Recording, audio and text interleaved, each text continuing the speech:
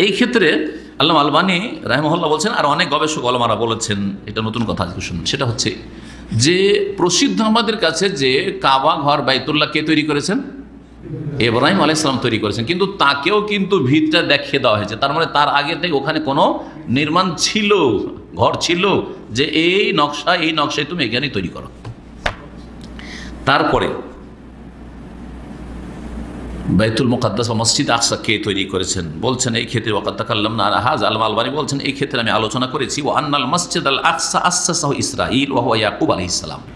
মসজিদে আকসা নির্মাণ করেছেন ইসরাঈল, যার প্রসিদ্ধ নাম হচ্ছে নবী ইয়াকুব আলাইহিস সালাম। ইয়াকুব কে ছিলেন? ইয়াকুব বিন ইসহাক বিন ইব্রাহিম, তারপরে ইব্রাহিম আলাইহিস সালামের ছেলের ঘরের নাতি, মানে পোতা। যারা পোতা বোঝেন পোতা, যারা বুঝেন ওদের জন্য ছেলের ঘরের নাতি, বুঝছেন? সব বাংলায় আমাকে শিখতে হয়।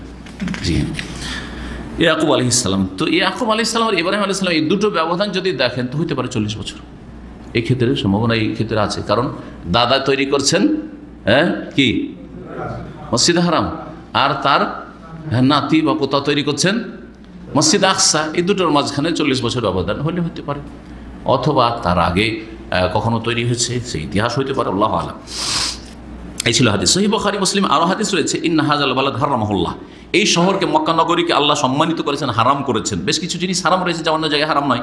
কখন থেকে? যখন থেকে আল্লাহ আসমান জমিন সৃষ্টি করেছেন, সম্মানও দিয়েছেন, আর বেশ কিছু বিষয়কে কি করেছেন? হারাম করেছেন। ফাওয়া হারাম বিহুরমাতিল্লাহি ইলা ইয়াউমিল কিয়ামা, কিয়ামত পর্যন্ত এখানকার সম্মান বহাল থাকবে এবং সেটা হারাম থাকবে। এখানে বেশ কিছু বিষয় হারাম থাকবে, যেমন গাছ কাটা হারাম, শিকার করা হারাম। কত কবুতর এখানে পেলে ছাড়বেন, ডেলি পায়রা কবুতর খাবেন এখানে পেলে, কিন্তু মক্কায় ধরতে পারছেন না, এত ঝাঁকে ঝাঁক কবুতর দেখছেন। তারপর আর হারিয়ে যাওয়া বস্তু এখানে উঠিয়ে নিচ্ছেন, 1 বছর পর্যন্ত ঘোষণা করলেন দামি হইলে, আর তারপরে খেয়েও নিতে ব্যবহার করতে পারেন, দান করে দিতে পারেন। কিন্তু মক্কায় ওঠানো চলবে না। সেই একমাত্র উঠাবে যে সারা জীবন ধরে কি করবে? ঘোষণা করবে যে ভাই কারো যে তুই হারিয়ে থাকে মক্কায়, তাহলে যা আছে সারা জীবন ধরে। তো কে এই কাজ করতে পারবে? এই জন্য উঠাবেন। কে উঠাবে? মক্কার লোকেরা। ওখানে একটা কাউন্টার আজকাল করে দেওয়া হয়েছে হারামের এক পাশে, ওখানে গিয়ে জমা করে দেন আপনি কোনো কিছু হারানো বস্তু পেলে। আর আপনারও কিছু হারিয়ে যায় তো ওখানে গিয়ে তলাশ করবেন, পেয়ে যাবেন। এটা দুনিয়ার ফায়দা। তো বললাম আমি একাধিক ভাইদের এরকম হয়েছে, একামা হারিয়ে গেছে আর বেচারা খুব পেরেশান আছে। আমি তাকে পরামর্শ দিলাম যে এখানে একটা কাউন্টার আছে, জান। এবার নিয়েও গেলাম এক ছেলেকে, আর যাওয়ার পরে বলে ঠিক আছে তোর নামটা লিখে দিয়ে যাও, পরে যোগাযোগ করিও। সকালবেলা এরকম হয়েছে, বিকালবেলা যাচ্ছে, বা তারপরের দিন তো একামা পেয়ে গেছে।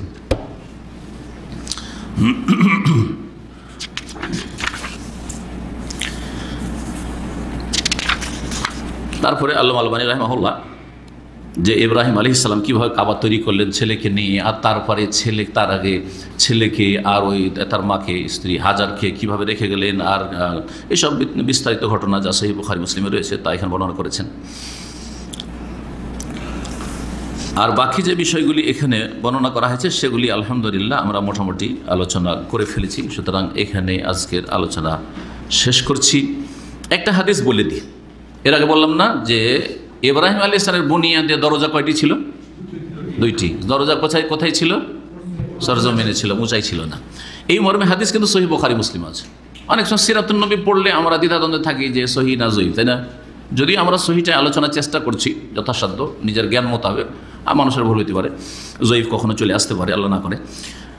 তো এখানে বুখারী মুসলিমের হাদিস, মা আয়েশা রাদিয়াল্লাহু তাআলা আনহা বর্ণনা করছেন যে রাসূলুল্লাহ একবার বললেন আয়েশাকে, আলাম তারাই, তুমি কি দেখনি বা জানো না, আন্না কওমাকে কাসরাত বিহিমিন নাফাকা, তোমার জাতি মানে কুরাইশ বংশ, তাদের খরচা কাবা নির্মাণের জন্য কমে গেল, মানে পয়সা কমে গেল। সুতরাং তারা কি করলো? কাবাকে করলো ছোট করে 6-7 হাত জায়গা ছেড়ে দিল। ওয়ালাউলা হিদসানো কওমেকে, তোমার এই বংশের মানে কুরাইশদের যদি নতুন নতুন ইসলামে আসা না হইতো, মানে এরা নিউ মুসলিম না হইতো, নিউ মুসলিম ওই রকম মজবুত না, কাবা ভেঙে দিলে তখন বলে আরে মোহাম্মদ তো আমাদের ধর্মকর্ম শেষ করলো 360টা মূর্তি ভাঙলো, আরে কাবাকে ভেঙে দিল, এই ধর্ম মানা যাবে না, করতে পারে না, রিয়াকশন হইতে পারে। এই ভয় ছিল। যদি এই ভয় না থাকতো, এরা নিউ মুসলিম সব নতুন মুসলমান হয়েছে মক্কা বিজয়ের সময় তাদের অধিকাংশই, লানাকাদ্দুল কাবা, তাহলে এই আশঙ্কা না থাকলে কাবাকে আমি ভেঙে ফেলতাম। ওয়াজালতুল্লাহা বাবান শারকিয়ান ও বাবান গারবিয়ান, আর ওর 2টো দরজা করতাম, একটা শারকি পূর্ব দিকে, একটা পশ্চিম দিকে। পূর্ব দিকেরটা আছে, পশ্চিম দিকেরটা নাই, আমি দুটো দরজা করতাম। ও আদখাল তো ফি হাল হিজর, আর ওতে হিজরকে ঢুকিয়ে দিতাম, মানে এই জায়গাটাকে 6-7 হাত যে জায়গায় হিজর হাতিম ছেড়ে দিয়েছে, এটা কি করতাম, কাবার অন্তর্ভুক্ত করে দিতাম। এই হাদিসটা প্রখ্যাত সাহাবী আব্দুল্লাহ বিন জুবাইর রাদিয়াল্লাহু তাআলা আনহু জানা ছিল।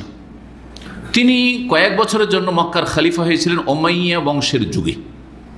আব্দুল মালিক বিন মারওয়ান তখন তাদের রাজধানী কোথায় ছিল উমাইয়াদের, কি বলতে পারেন? না, দামেস্কে, শাম দেশে দামেস্কে। আব্দুল্লাহ বিন জুবাইর রাদিয়াল্লাহু তাআলা আনহু তিনি খলিফা বরহক ছিলেন এবং উমাইয়াদের যেসব রাজারা ছিল তাদের চাইতে অনেক নেক ছিলেন, তিনি সম্মানিত সাহাবী ছিলেন। আর পক্ষান্তরে আব্দুল মালিক বিন মারওয়ান যে সাহাবী না, মারওয়ানের ছেলে, মারওয়ান ছোট সাহাবী, নবী সাল্লাল্লাহু আলাইহি ওয়াসাল্লাম বড় সাহাবীও না। তো ইবনে জুবাইর রাদিয়াল্লাহু তাআলা আনহু যখন খলিফা হইলেন, তার রাজধানী ছিল মক্কা। তিনি দেখেন সামদেশ তোরা দখল করে আছে, আর মক্কার মদিনা যেহেতু তার দখলে চলে এসছে, তখন তিনি কি করলেন, রাজধানী করলেন কোথায়? মক্কায়। নবী সাল্লাল্লাহু আলাইহি ওয়াসাল্লামের জামানায়, আবু বকরের জামানায়, ওমরের জামানায়, উসমানের জামানায় রাজধানী কোথায় ছিল? মদিনায় ছিল। আলী রাদিয়াল্লাহু তাআলার জামানায় রাজধানী কোথায় ছিল? কুফায় তিনি চলে দেখলেন যে আমার অনুসারী ভক্ত সহযোগীরা সেখানে বেশি রয়েছে, তো উনি এই ইজতিহাদটা করেছিলেন, যে ওখানে চলে গিয়েছিলেন।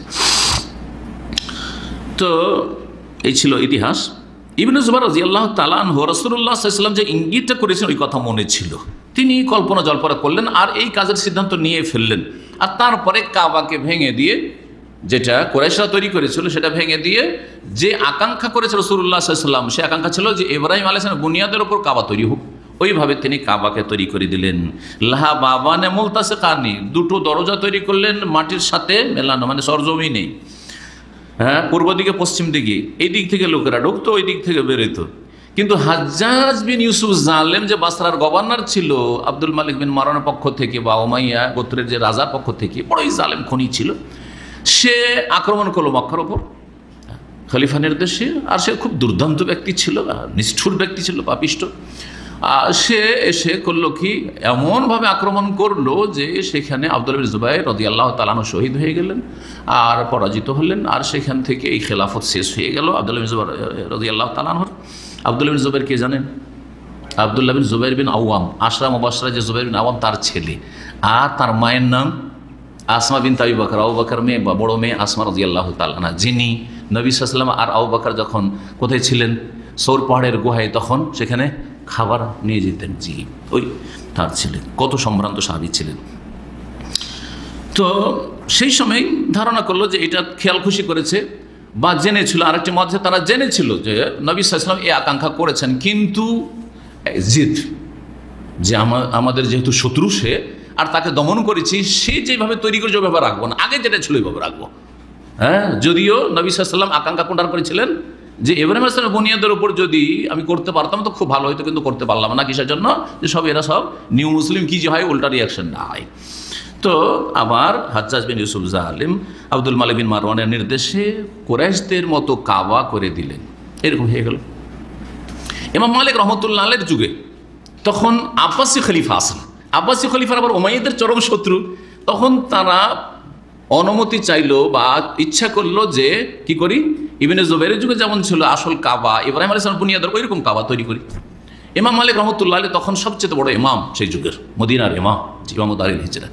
তার কাছে ফতোয়া জিজ্ঞেস করা হলো, মাসলা জিজ্ঞেস করা হলো যে আমরা এটা করতে চাইছি। তিনি বললেন যে না, এটা করা চলবে না, করিয়েন না।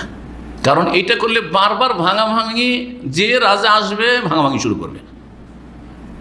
একবার ভেঙে তৈরি করা হয়েছিল আব্দুল্লাহ বিন জুবাইরের যুগে, সেটা ভালো ছিল, কারণ ওটার আকাঙ্ক্ষা ছিল রাসূলুল্লাহ সাল্লাল্লাহু আলাইহি ওয়াসাল্লামের, হয়েছিল। কিন্তু সেটাকে আবার কি আসলো, ইবনে মারওয়ান আসলো, আব্দুল্লাহ বিন মারওয়ান, হাজ্জাজ বিন ইউসুফ, এরা আবার ভেঙে দিল। আবার এখন আসবেন আপনারা দিয়ে তৈরি করবেন, ভালো নিয়তি আপনাদের যে ইব্রাহিম বুনিয়াদের উপর ফিরিয়ে নিয়ে যায়। কিন্তু আবার কোন রাজা আসবে আপনাদের সাথে তাদের বিদ্বেষ থাকবে যে না ওইরকম রাখবো না, ওইরকম করবো, দিয়ে আল্লাহর ঘর কাবা নিয়ে কি শুরু হয়ে যাবে, খেল তামাশা শুরু হয়ে যাবে। এইরকম ভাঙা গড়া যদি চলতে থাকে, তাহলে কাবার যে একটা মুসলিম উম্মার অন্তরে প্রভাব রয়েছে, শ্রদ্ধা সম্মান রয়েছে, আল্লাহর ভয়ভীতি রয়েছে এই ঘর সম্পর্কে, সেটা হারিয়ে যাবে বা হ্রাস পেয়ে যাবে। নিষেধ করে দিলেন। সুতরাং ফাহিয়া এলাল আন কাজালিক, এইরকমই থেকে গেল যে এরকম অবস্থায় কাবাকে দেখছেন। এটাই আল্লাহর ফয়সালা ছিল। হাযা ওয়া সাল্লাল্লাহু আলা মুহাম্মদ ওয়া আলা আলিহি ওয়া সাহবিহি আজমাইন।